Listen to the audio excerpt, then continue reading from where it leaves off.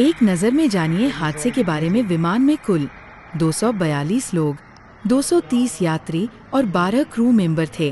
Passengers list में गुजरात के पूर्व सीएम विजय रूपाणी का नाम। अहमदाबाद प्लेन हादसे में विदेशी नागरिक भी थे सवार। पायलट ने भेजा था खतरे का मैसेज। एयर इंडिया के प्लेन में 61 विदेशी नागरिक थे। सवार प्लेन में 169 भारतीय, ब्रिटेन के 53 यात्री, पुर्तगाल के 7 और कनाडा का एक यात्री शामिल।